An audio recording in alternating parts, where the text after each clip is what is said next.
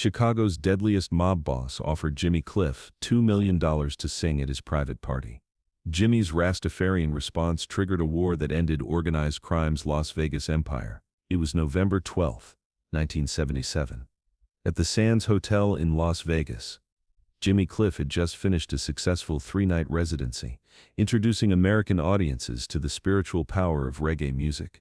He was in his dressing room, preparing to fly back to Jamaica, when two men in expensive suits knocked on his door. The men didn't look like typical music industry executives. They were too well-dressed, too serious, and too comfortable with the kind of authority that comes from never being told no. When Jimmy opened the door, the larger man spoke with a thick Chicago accent. "Mr. Cliff, my name is Vincent Romano. I represent Mr. Tony Castellano. He would like to speak with you about a business opportunity." Jimmy had never heard of Tony Castellano, but something about these men made him uncomfortable. In Jamaica, he had learned to trust his instincts about danger, and every instinct he had was telling him to be careful. "I'm sorry, but I don't know who that is," Jimmy said politely. "If it's about booking shows, you'll need to speak with my manager." Vincent smiled, but it wasn't a friendly expression. "Mr. Castellano doesn't work through managers, Mr. Cliff. He works directly with artists, and what he's offering you is much more than a regular booking." Against his better judgment, Jimmy agreed to hear what they had to say. Vincent and his partner, whose name Jimmy never learned, explained that Tony the Butcher Castellano was the most powerful organized crime leader in the Midwest. He controlled illegal gambling, loan sharking, and protection rackets throughout Chicago, and he was expanding his operations into Las Vegas entertainment. Tony was planning a private party at his estate outside Chicago to celebrate his daughter Maria's engagement. It would be attended by every major crime family leader in America, a gathering of the most dangerous men in the country. And Tony wanted Jimmy Cliff to provide the entertainment. 1 hour of performance, Vincent explained. 5 songs, maybe 6. Mr. Castellano is offering $2 million cash for one night's work. Jimmy was stunned by the amount. $2 million was more money than most reggae artists made in their entire careers.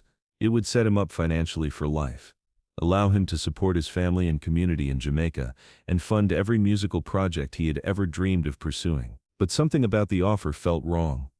Jimmy had built his career on the spiritual foundation of Rastafarianism, which taught that money and material success were meaningless compared to spiritual integrity and moral righteousness. The idea of performing for criminals, even wealthy ones, conflicted with everything he believed. "I appreciate the offer," Jimmy said carefully, "but I don't think I'm the right artist for your boss's party. Maybe you should contact someone else." Vincent's expression hardened. "Mr. Cliff, I don't think you understand. This isn't a request. Mr. Castellano has already told his guests that you'll be performing. The invitations have been sent out. People are excited to hear the famous reggae star sing for Tony's daughter." Jimmy felt a chill run down his spine.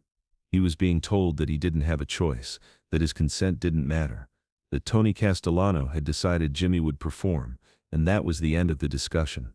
"I'm sorry," Jimmy said firmly, "but I can't do it. I don't perform for people who make their living through violence and crime. It goes against my spiritual beliefs." Vincent stood up, his face showing the kind of anger that Jimmy suspected had intimidated countless people over the years. "Mr. Cliff, you don't seem to understand who you're dealing with. Tony Castellano is not a man who accepts no for an answer. When he wants something, he gets it.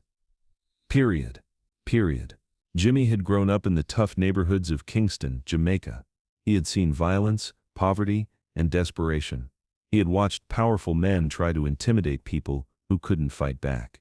But he had also learned from his Rastafarian faith that spiritual strength was more powerful than any physical threat. "I understand exactly who I'm dealing with," Jimmy responded, his voice calm but unwavering. "And my answer is still no. I don't care how much money you're offering or how powerful your boss thinks he is. I won't compromise my spiritual beliefs for anyone." Vincent looked shocked. He clearly wasn't used to people standing up to Tony Castellano's demands, especially when $2 million was on the table. He leaned forward, lowering his voice to a menacing whisper. "Mr. Cliff, I hope you understand what you're walking away from.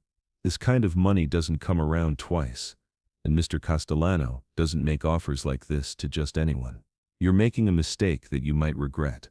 Jimmy stood up, walked to his dressing room door, and opened it. "Gentlemen, I think we're done here. Please tell Mr. Castellano that I'm honored by his interest, but I won't be available for his party. I wish him and his daughter well."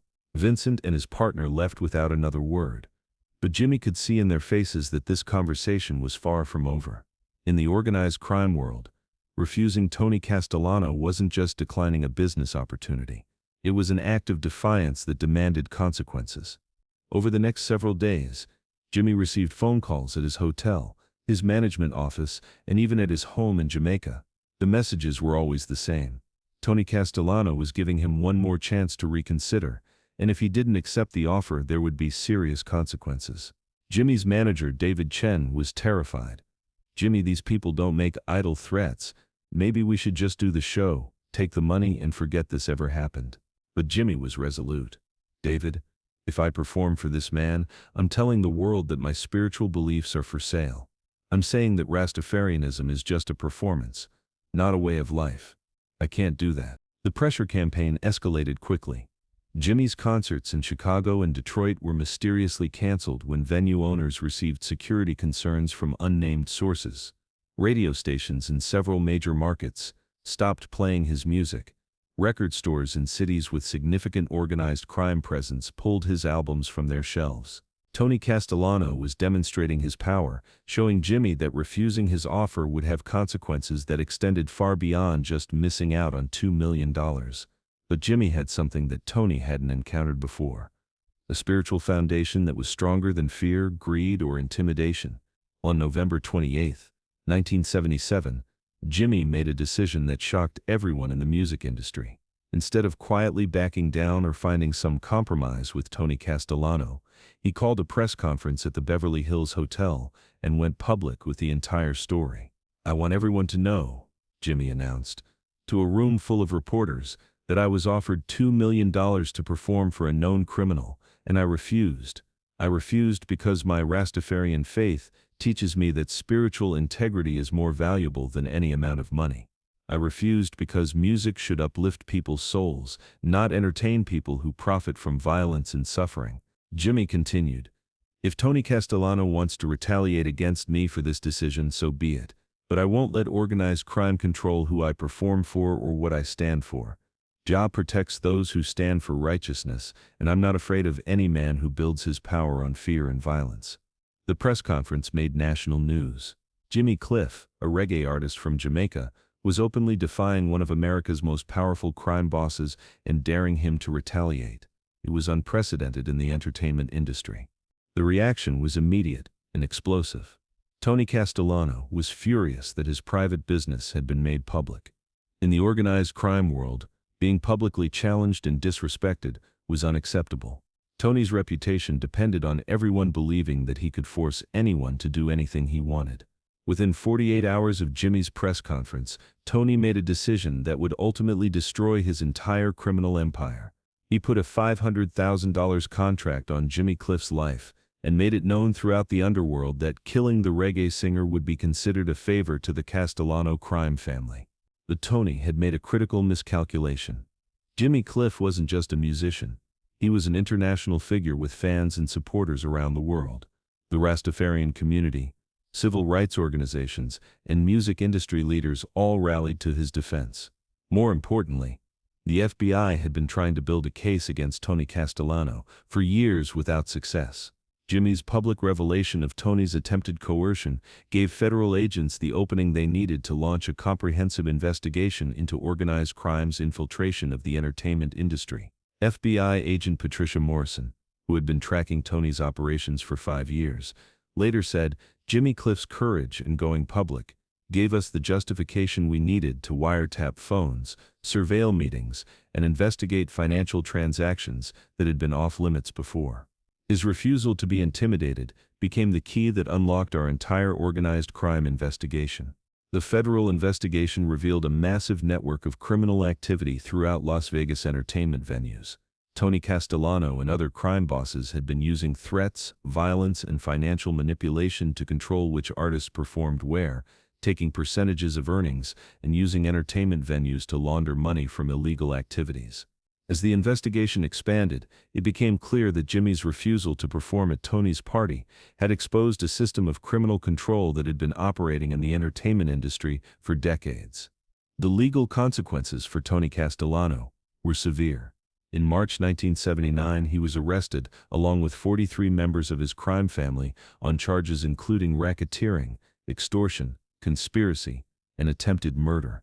The evidence collected during the investigation that started with Jimmy's press conference was overwhelming. During Tony's trial, prosecutors revealed that his attempt to force Jimmy Cliff to perform was just one example of how organized crime families controlled entertainment in Las Vegas and other major markets.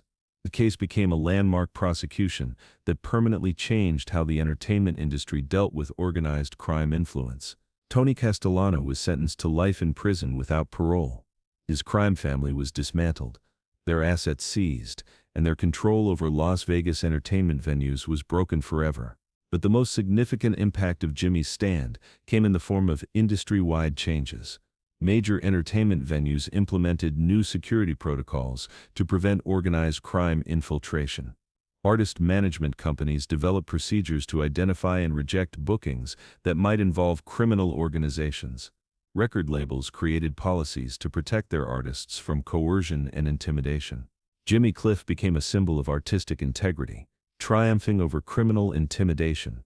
His willingness to sacrifice $2 million and risk his life rather than compromise his spiritual beliefs inspired other artists to stand up against various forms of industry corruption and exploitation.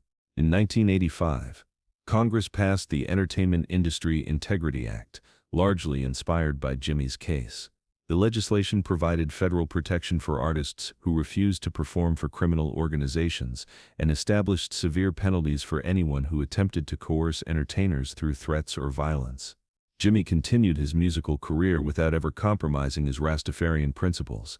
His refusal to perform for Tony Castellano became part of reggae folklore, taught as an example of how spiritual strength can overcome material temptation and physical intimidation. In 2010, Jimmy was honored by the United Nations for his contribution to artistic freedom and his courage in standing up against organized crime.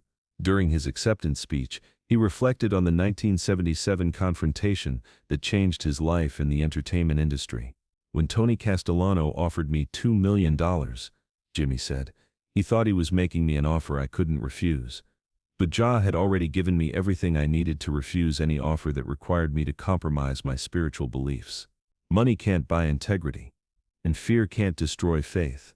The former Sands Hotel, where Jimmy's confrontation with Tony's representatives began, now displays a plaque commemorating the place where artistic integrity defeated organized crime. The plaque includes a quote from Jimmy: "Some things are not for sale, and a righteous soul is one of them." Tony the Butcher Castellano died in federal prison in 1998, his criminal empire destroyed, and his legacy reduced to serving as an example of what happens when organized crime tries to control artists who refuse to be controlled. Jimmy Cliff's two-word response to Tony's demand, "Not interested," became one of the most powerful statements in music history, proving that spiritual conviction can triumph over any amount of money, any threat of violence, and any display of worldly power. The story reminds us that true strength comes not from the ability to intimidate others, but from the courage to stand for principles that are bigger than personal safety or financial gain. If this incredible story of spiritual courage defeating organized crime moved you, make sure to subscribe and hit that notification bell for more amazing tales of artists who chose integrity over easy money. Share this video with someone who believes that standing up for your values is worth any sacrifice. Have you ever had to choose between financial gain and personal principles? Let us know in the comments below, and don't forget to check out our other videos about the moments when music legends prove that some things really aren't for sale.